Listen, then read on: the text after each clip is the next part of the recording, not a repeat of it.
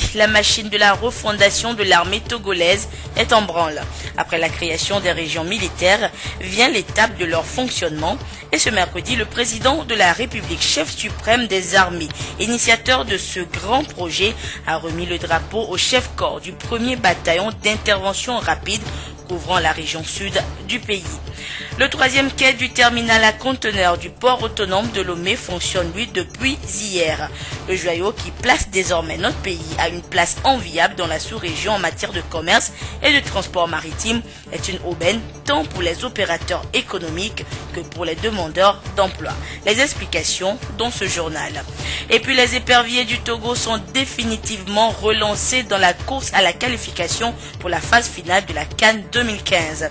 Ils sont désormais 2e du groupe E après leur victoire ce mercredi par 1-0 face à l'Ouganda. L'annonce de la refondation des forces de défense et de sécurité a été faite le 5 juin dernier par le chef de l'État, chef des armées Faure Sosban Gnassingbé. Ce jour, au camp général Gnassingbé Yadema, le président de la République marque une nouvelle étape dans le processus des réformes.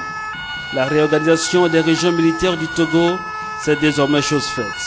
Réuni jeudi dernier en Conseil des ministres, le gouvernement a adopté par décret cette promesse du chef de l'État de permettre aux forces armées togolaises d'être mieux organisées en vue de faire face aux nouveaux défis sécuritaires et de donner aux forces armées togolaises la pleine capacité opérationnelle pour mieux assurer la sécurité des Togolais et garantir la paix et la stabilité indispensables au développement. Les forces armées togolaises et la gendarmerie nationale sont appelées à rapprocher leurs structures à raison de 2 régions militaires et de 2 régions de gendarmerie. La nomination des commandants des régions militaires et régions de gendarmerie illustre bien l'engagement du chef de l'État à traduire dans les faits la mise en œuvre de la nouvelle politique sécuritaire pour le Togo. Et après ce cérémonial d'accueil, le chef de l'État, chef suprême des armées, a procédé à la remise officielle du drapeau au chef-corps du 1er bataillon d'intervention rapide, le colonel Majulba Bitala, qui prend ainsi les commandes de cette unité. Nous reviendrons tout à l'heure en détail sur cette cérémonie officielle dans le courant de cette édition. Et la cérémonie de passation de service se poursuit à la tête des différents services des forces armées et togolaises.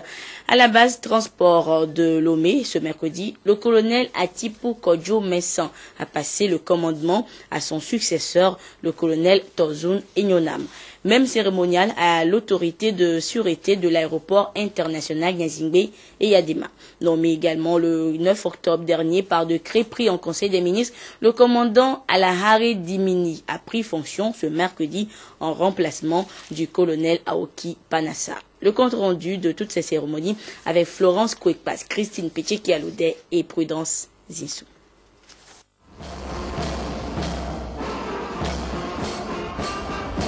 Après 9 ans à la tête de la base transport de Lomé, le colonel Atipou Kodjo Messan, nouveau chef d'état-major de l'armée de l'air, passe le témoin au colonel Tozoun Enyonam, précédemment sous-chef opération à l'état-major de l'armée de l'air.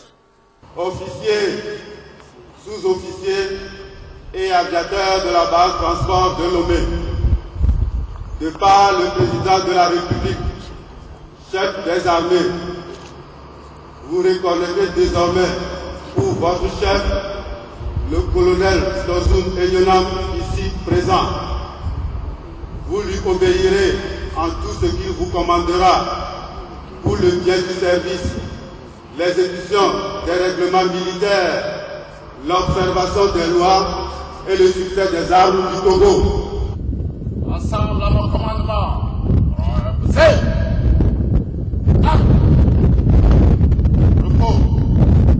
Le nouveau patron de la base transport de Lomé a témoigné sa reconnaissance au chef de l'État pour la confiance placée en lui. Je voudrais une fois encore, devant vous, réitérer mes profonds sentiments de fidélité et de loyauté à l'endroit du chef des armées. Mes remerciements vont également à toute ma hiérarchie militaire et à tous ceux qui ont œuvré à cette promotion. Breveté pilote militaire en 1980 et instituteur pilote depuis 1991, Tozun Enyonam totalise 6700 heures de vol aux commandes de divers appareils.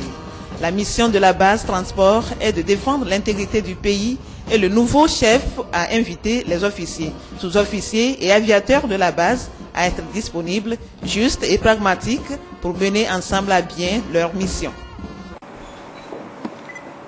Passation de commandement à la tête de l'autorité de sûreté de l'aéroport international Gnassingbé-Adéma à Sège.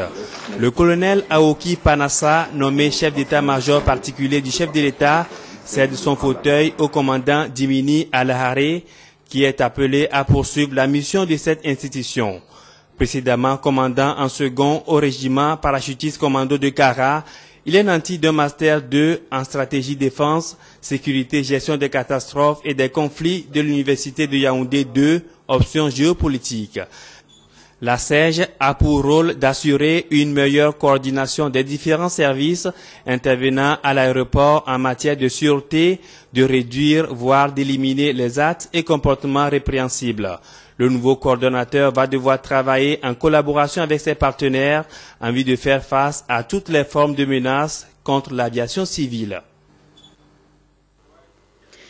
À la primature, ce matin, le chef du gouvernement, Kwesi Selagodji Aomezuno, a reçu en audience le directeur régional Afrique de l'ONU-SIDA.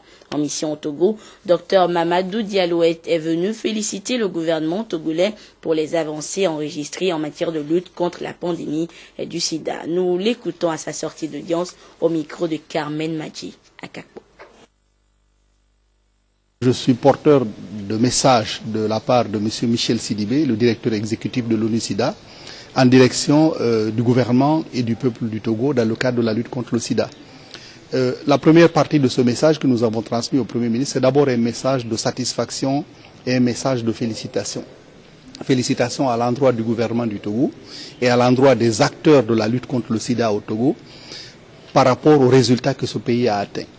Au moment où je vous parle, le Togo, après toutes les années de crise qu'il a connues, se trouve à un carrefour où déjà près de 1 Togolais sur 2 qui sont porteurs de la maladie du sida sont sous traitement et donc reçoivent un traitement qui leur permet de rester en vie et en bonne santé, et un traitement qui leur permet de ne plus pouvoir transmettre la maladie à leurs conjoints ou aux autres personnes.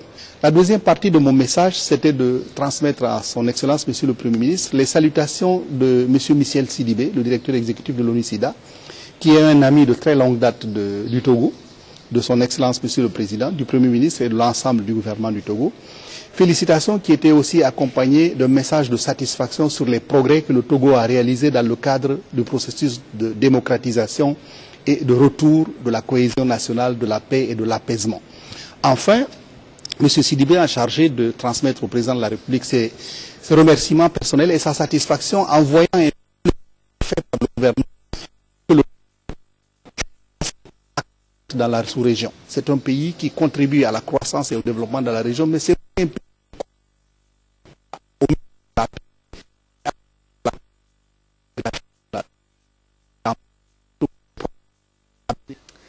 toutes nos excuses pour la mauvaise qualité sonore de ce télément. Et je vous rappelle également que le docteur Diallo a également rendu visite après au président du Parlement, Dama Dramani. La lutte contre le VIH-Sida et surtout le virus Ebola avec en toile de fond la gestion des ressources financières des partenaires au développement était au cœur de leur discussion. Hier, toutes les attentions étaient focalisées sur le port autonome de Lomé. Depuis hier, le tant attendu 3e quai surmonté de 2 portiques de quai est opérationnel. Un joyau, un joyau de 450 mètres de long et de 15 mètres de profondeur dont les travaux s'élèvent à 300 milliards de francs CFA. C'est le chef de l'État Fort et Gnassingbé qui a présidé cette cérémonie historique en présence de ses homologues béninois et nigériens qui n'ont pas tari d'éloges devant cet outil révolutionnaire du transport et du commerce maritime dans la sous-région. La construction du troisième quai et l'extension du terminal à conteneurs ont pour finalité d'attirer plus de flux commerciaux et faciliter l'émergence économique du Togo, de même que celle des pays de l'Interland. Cet ambitieux projet du gouvernement togolais offre un panel d'opportunités pour les opérateurs économiques qui vont pouvoir doubler le volume de leur importation dans la sous-région. Et c'est également une plateforme pourvoyeuse d'emplois qui s'offre ainsi à des milliers de jeunes diplômés. Le troisième quai, perspectives économiques et emploi, c'est le tout premier dossier de cette édition. Il est signé Arnaud Kiliou. Le troisième quai, aujourd'hui opérationnel, est un véritable outil de développement. Équipé de rails, il peut accueillir toutes les générations de portiques de manutention. Avec ses caractéristiques, le nouveau quai ouvre les portes de Lomé aux bateaux de grande taille pouvant transporter 7000 conteneurs 20 pieds. Avec un traitement en moyenne de 35 à 40 mouvements par heure, ces nouveaux matériels de manutention vont contribuer à l'amélioration des performances du terminal à conteneurs tout en le positionnant comme l'une des meilleures destinations pour les opérateurs économiques du monde entier. Ce que nous voyons en termes d'infrastructure nous permet en fait d'accoster des navires de capacité plus grande, donc à fort tirant d'eau, que les infrastructures existantes antérieures du port de Lomé n'autorisaient pas. Donc c'est vraiment un grand jour pour la communauté portuaire de Lomé, mais aussi surtout pour les populations. Alors, donc je crois que ce sera vraiment une explosion du commerce maritime congolais avec l'inauguration de ce jour. Profitant de sa situation géographique, le port autonome de Lomé pourra désormais desservir d'autres ports d'Afrique. Le troisième quai aura aussi l'avantage d'accroître la création d'emplois. Plus de 500 000 emplois seront générés pour redonner confiance à la jeunesse togolaise de s'affirmer et de tirer meilleur profit. Ces jeunes qui ont fait des études générales, on doit reconfigurer complètement leurs compétences pour pouvoir être prêts. Mais les opérateurs sont prêts. Certains ont commencé à donner des formations sur le tas, de telle façon que ce soit des Togolais majoritairement qui sont là. Pendant les travaux, il y a eu 500 emplois qui ont été créés directement et les gens ont eu des compétences additionnelles dans les bâtiments et travaux publics. Maintenant, dans l'exploitation, il faut qu'on aille assez vite. Avec ces nouvelles infrastructures, le port autonome de Lomé se positionne dans la sous-région comme un terminal de transbordement. Le Togo aura ainsi le mérite de se hisser comme un carrefour d'affaires par excellence dans la sous-région et un pôle de l'intégration. Hier, 14 octobre 2014, on a célébré la journée mondiale de la normalisation. Une journée qui offre aux États l'occasion d'expliquer aux populations l'importance de la norme dans les relations internationales. Et au Togo, cette journée était célébrée sous le thème « Les normes créent des règles de jeu équitables ». Un thème qui interpelle ainsi tous les Togolais au respect des normes dans tous les secteurs d'activité en vue de l'émergence de l'économie de notre pays. Des précisions avec Dodo Waré et Charlotte Moussimé. Les entrepreneurs, opérateurs économiques, responsables de sociétés industrielles sont à l'école de la normalisation. Ils étudient l'importance et les avantages de la norme dans les PME-PMI. La norme, un document de référence qui permet aux entreprises d'exporter plus facilement leurs produits et services dans le monde entier. Pour la célébration de cette année, une interrogation retient l'attention. En quoi les normes créent-elles des règles du jeu équitables ? Dans leur utilisation.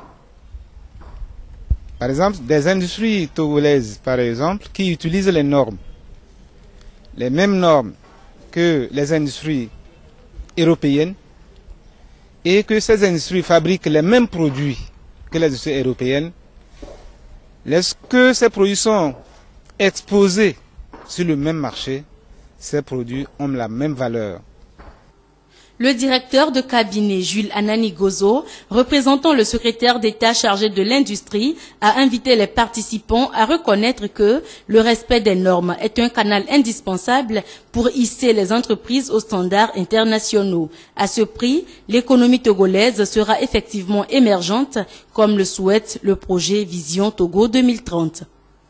De l'élaboration de projets à travers leurs œuvres pouvant servir à sensibiliser les populations togolaises. Le compte rendu avec Komu Poyodé. L'incivisme de plus en plus grandissant, un véritable handicap à la recherche d'une vie paisible et harmonieuse, mais surtout une entorse à la politique de développement socio-économique. Les autorités togolaises ont pris la mesure de la chose et se sont engagées à relancer la culture du civisme et de citoyenneté. Et pour réussir ce pari, tous les acteurs socio-professionnels sont appelés à jouer leur partition.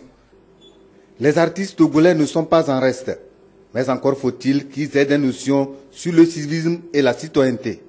Il y a des principes par rapport auxquels on peut juger et voir si ce qui est fait, n'est-ce pas, relève du civisme ou pas. Est-ce que ce qui est fait, est-ce que ça favorise la vie en communauté? Est-ce que ça fait en sorte que nous sommes fiers d'être Togolais, que nous nous tolérons, que nous avons un comportement meilleur et que nous nous sentons bien dans notre pays? Tout ce que nous pouvons faire et tous les moyens qui nous permettent d'arriver à ces fins-là, c'est-à-dire s'ils sont des moyens légaux, eh bien c'est que nous sommes en train de faire ce qu'on appelle le civisme. Messagers des valeurs culturelles ici et ailleurs, ils pourront constituer un socle pour la consolidation des valeurs morales. La ministre de la Communication en charge de la formation civique marque son adhésion à cette initiative. L'artiste bénéficie d'une légitimité que la société lui confère. Et à ce titre, il sert souvent de modèle pour la société. C'est quelqu'un qui est au contact des problèmes que vit la société et qui rend compte de ces difficultés, de ces problèmes. La production artistique est un peu comme un miroir de la société. Et je sais que, en tant qu'artiste, vous êtes déjà conscient des maux dont souffre notre société. Le mois du civisme et de citoyenneté, la sensibilisation se poursuit et gagnera toutes les couches sociales du pays. Tous les ans, les rapports sont élaborés par le service d'inspection du travail sur le déroulement des activités dans la fonction publique. Mais pour cela, des documents efficaces et fiables sont indispensables pour la collecte et le traitement des données.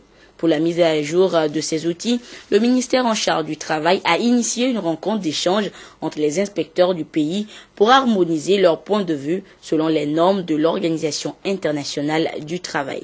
Ali Orotitri et Adolphe Baka.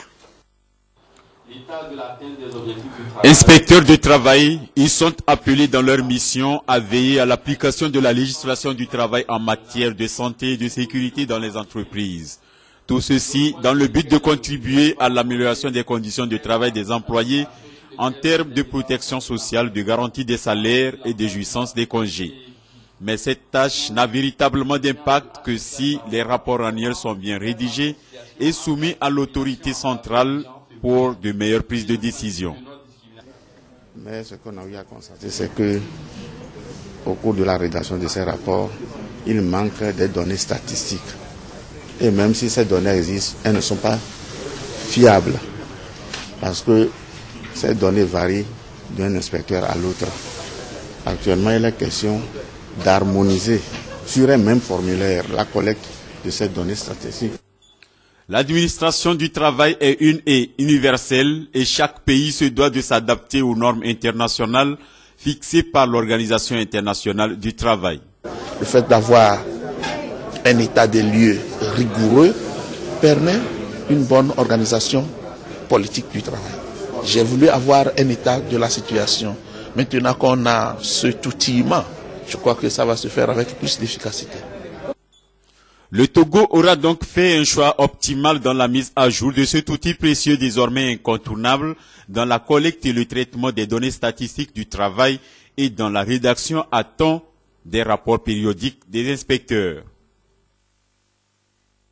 La générosité du chef de l'État à l'égard des élèves démunis se traduit depuis la rentrée des classes et elle se poursuit. Des kits scolaires ont été remis à ces élèves dans les localités d'Assoli, Koza, Mango et Dankwin. Pour cette rentrée scolaire, le président de la République a réitéré son action de générosité à l'égard des élèves nécessiteux de toutes les préfectures. Ici, nous sommes à Bafilo, dans la préfecture d'Assoli. Comme dans les autres préfectures, ce sont les cadres du parti UNIR qui ont procédé à la remise du don. La réception a été faite par les chefs d'établissement qui feront la répartition. Outre les chefs d'établissement, les militants du parti UNIR ont été associés à cette cérémonie de remise de dons du président de la République. Ils ont été entretenus sur les sujets de l'heure, notamment la prochaine révision des listes électorales. Au niveau du plan politique, vous savez que nous entamons la période cruciale du processus des élections présidentielles. Et donc nous nous sommes sensibilisés mutuellement. À cet effet, les militants ont été exhortés à la mobilisation pour une forte inscription sur les listes électorales. Les élèves démunis de la préfecture de la COSA peuvent pousser un ouf de soulagement. Ces cartons de cahiers leur sont destinés. Le don émane du chef de l'État, Faure Sosbena Gnassingbé. Ce sont les cadres du parti UNIR, section de la COSA, qui ont été chargés de remettre le don aux bénéficiaires.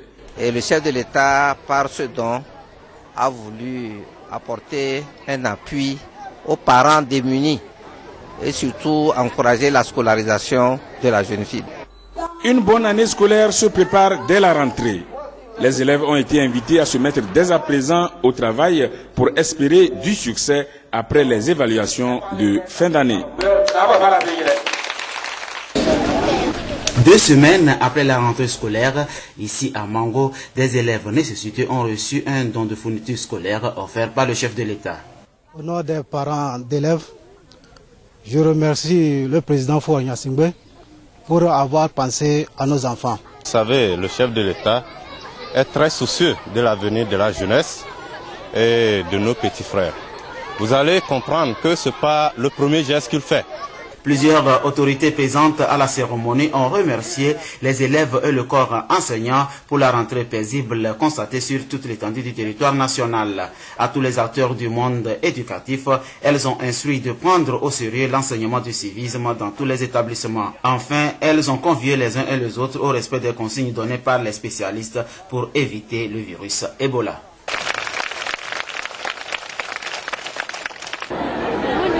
À la rentrée scolaire, le premier problème auquel sont confrontés les élèves issus des familles démunies est celui de fourniture. Depuis quelques années, le président de la République apporte le nécessaire à ses élèves.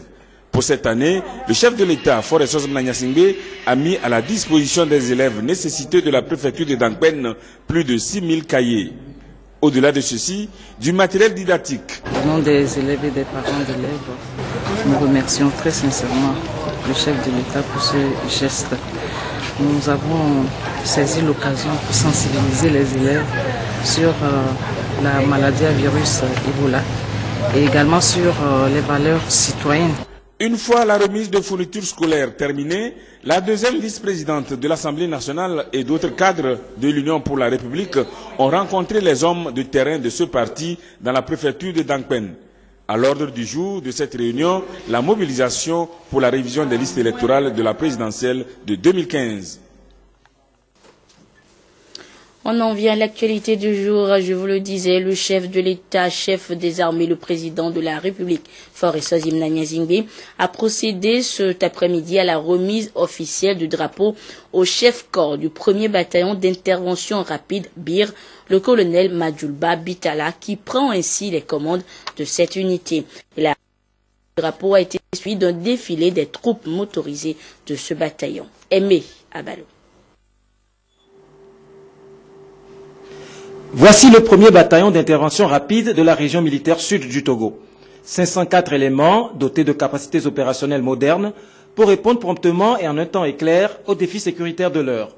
Terrorisme, rébellion, intégrisme religieux, banditisme et criminalité de tout genre. C'est cette force qui est solennellement investie ce 15 octobre par le président de la République, chef des armées.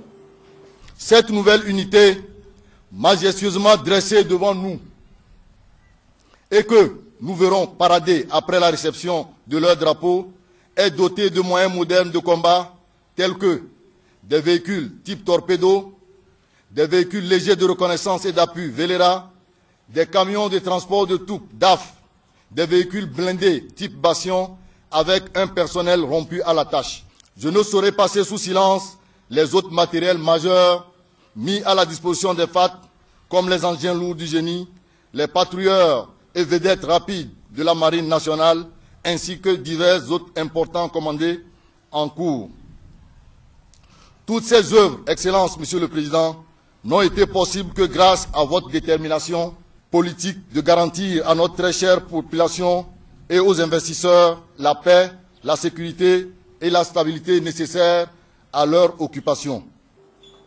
Le président Faure a remis au chef-corps de ce premier bataillon, Madjoulba Bitala, le drapeau togolais, symbole de l'intégrité et de la souveraineté nationale, lui confiant ainsi la sécurité des personnes et des biens sur sa zone territoriale d'intervention, les régions maritimes et des plateaux.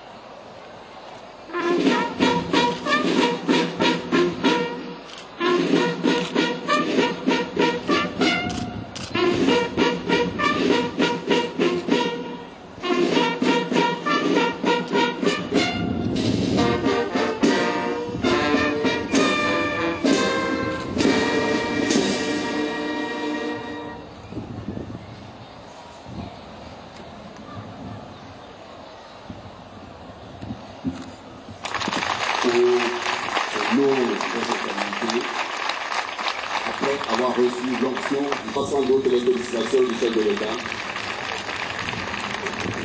ceci marque la fin de la première phase.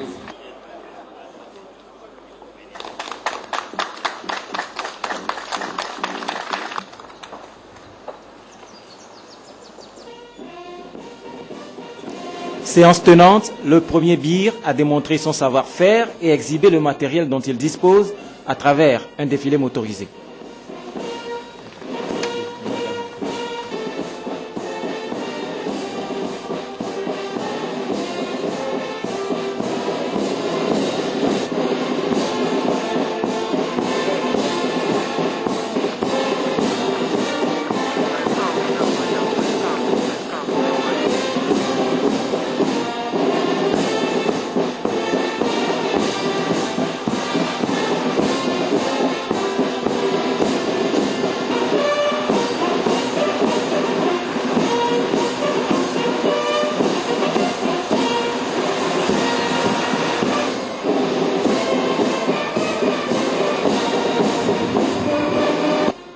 Cette première démonstration est déjà rassurante. Le chef de l'État confirme alors son onction.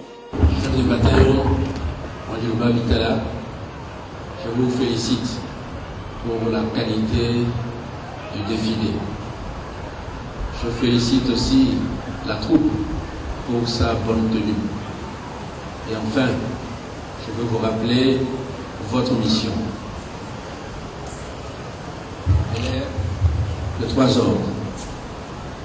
D'abord, vous devez tout faire jusqu'au sacrifice suprême pour préserver la souveraineté nationale, défendre l'intégrité de notre territoire et assurer en tout temps la sécurité des Togolaises et des Togolais, et ce, jusqu'au sacrifice suprême. Je vous renvoie au devoir. La région militaire sud est placée sous les ordres du colonel Kenyon Kodjo, ancien commandant du 1er RI de Zoula. Quant au 2e bataillon d'intervention rapide qui couvre la seconde région, il est actuellement en montée de puissance et affichera également dans un bref délai ses capacités opérationnelles.